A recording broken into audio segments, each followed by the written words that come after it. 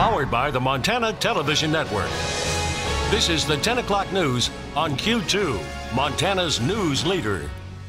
Good evening. Thanks for joining us this Monday. I'm Jeanelle Slade. And I'm Russ. Today, more details revealed in the death of a 26-year-old man from over the weekend. Police exchanged gunfire with the suspect on Sunday afternoon, eventually killing the man, who's described as a violent offender with a long criminal history. That man, identified as 26-year-old Chase Mavity of Shepherd, also had warrants out for his arrest. Billings Police Chief Rich St. John held a news conference to talk about the deadly encounter. St. John said Mavity had access to firearms and was willing to shoot out with police. Sunday afternoon, officers were called to a pawn shop on 1st Avenue North in Billings, where 3 individuals were attempting to sell stolen guns. Now, when officers arrived, they say Mavity took off on foot. They say he did not comply with their orders to stop, instead raised a handgun and fired at them. The shootout ended with officers firing 19 rounds, killing Mavity on the scene. There is an officer caution alert, which goes out with our officers every day in briefing. Those admonitions that he was possibly armed and intending to shoot it out. St. John says Mavity had warrants out of Missoula County and a criminal past out of Carbon County as well. Once the investigation wraps up, that case will head to the Yellowstone County Attorney's Office for a coroner's inquest. From drivers sliding on the city roadways to homeowners just looking to find their driveways again, this morning's snow was a surprise to a lot of people. The sudden reminder of our season left roadways slippery and drivers struggling. This morning, Billings Police issued a warning for drivers to avoid the roads if possible. Officers reported icy conditions, including this area, Broadwater Avenue between 10th and 12th Streets West. The icy hill proving difficult for many vehicles to navigate. City plows were out in full force, as well as contracted plows. Those residential plows started in the Billings Heights around 10 a.m. and will continue to work in a clockwise rotation throughout the city. Now, meanwhile, as others work to carve through the buried roadways, others work to find ground at their own homes. Sidewalks echoed with the sounds of scraping shovels and revving snow blowers working to clear the quickly falling snow. And for some, it was a process that had to be repeated multiple times throughout the day. Well, folks at the Department of Transportation say it's been a busy day, as you might imagine, due to the accumulation and slick roads. The department asking drivers to be extra cautious while out on the road. This is a look right now from the MDT cam at the Lockwood interchange in Billings. A little earlier today, you can see that area of I-90 that goes through Billings was mostly slush then. But once you get away from that area, it's a different story. This is the Bull Mountain cam on the way up north towards Roundup. The department says once you get outside of Billings, especially to the east and north, all the way up towards Lewistown, the roads are still covered in snow and ice. And for a check of the MDT road maps, from a check, there aren't any truly clear roads in any direction for miles, it appears.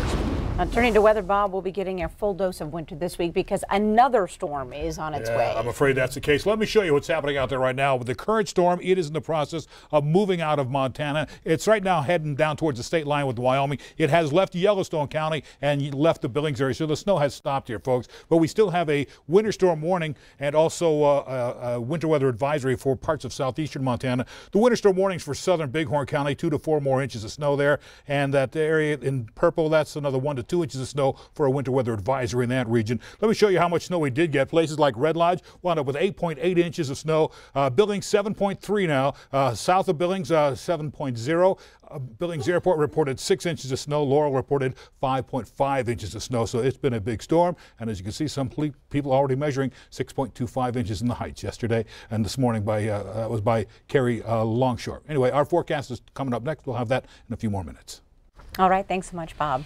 We have received notice of a few school changes due to the weather conditions. The Lodge Grass schools are canceled tomorrow. That's Tuesday. St. Charles Mission School will have a 2-hour delay on Tuesday. Pryor Public Schools will start at 11 a.m. and buses will be delayed 3 hours. In Billings Public Schools, we use alternate bus routes. For a full list of those routes, you can head to our website, ktvq.com. Well, today marks 50 years since the assassination of Martin Luther King Jr. We commemorate this day in the many walks that Dr. Martin Luther King sponsored and supported over his career. He says the time is always right to do what is right. Since 2002, the Black Heritage Foundation has been hosting MLK Jr. celebrations in Billings. Now this evening, members of the community gathered for the annual MLK March at South Park and finished at Walla Walla University, where there was music, entertainment, and special speakers. The heavy snowfall led to a smaller than normal turnout tonight, but did nothing to dampen the spirit of those who did take part. And most importantly, it didn't stop the community in remembering Martin Luther King Jr. This year's theme, We've Come This Far. We're standing on the shoulders of those who've gone before us and opened up doors to allow us to do the things that we need to be able to do. You know, we're all in this together, and that we have one goal in mind, that is to treat each other kind and honor each other and have respect for others. And we are celebrating Martin Luther King's birthday today. Now, MSUB also celebrated a bell ringing ceremony on campus this morning. Well, today also marking day 31 of the partial government shutdown. And on a day set to honor a man who taught people to set aside differences, there was a lot of bashing from the left and a lot of frustration from the president.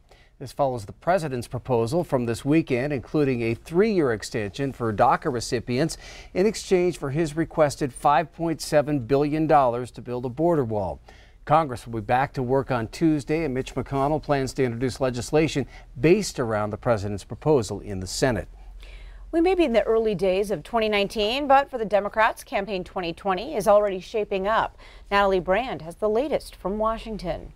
What you'd like to make? I am running for president of the United States. California Senator Kamala Harris made it official, announcing her presidential plans on Martin Luther King Day. I love my country, and I feel a sense of responsibility to stand up and fight for the best of who we are. Harris, a former California Attorney General elected to the Senate in 2016, joins a growing field of Democratic hopefuls. As a mother, I cannot sit idly by.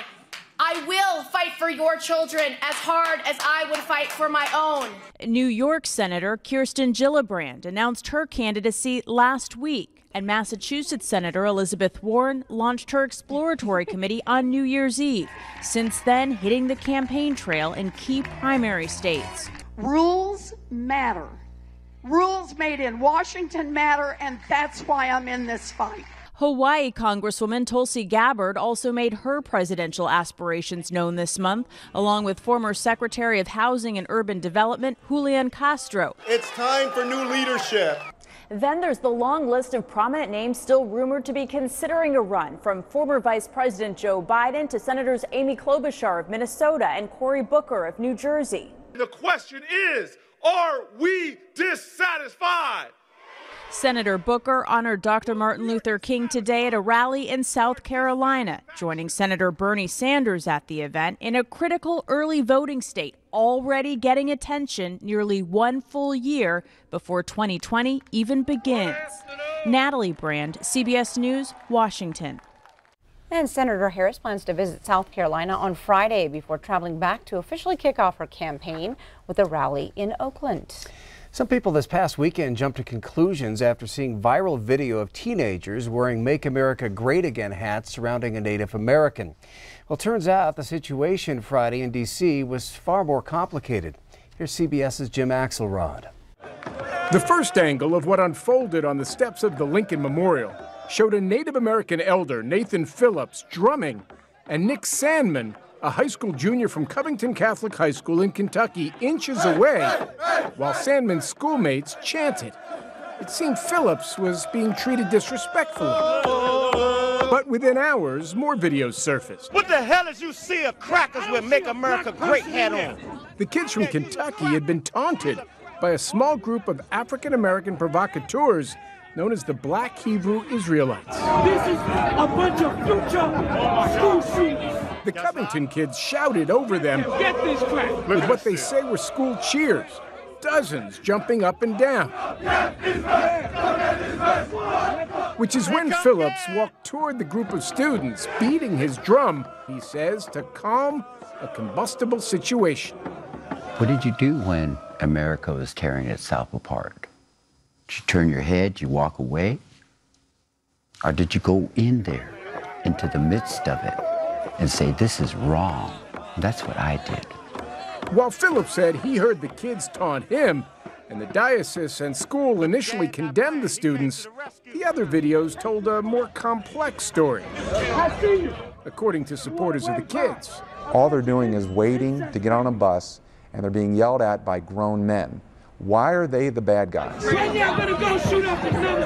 Ever since, social media has raged. The boys, Nathan Phillips, and the media all taking it on the chin, depending on who was posting, and demonstrating how we now process events in real time. Not necessarily the time frame required to gain true understanding.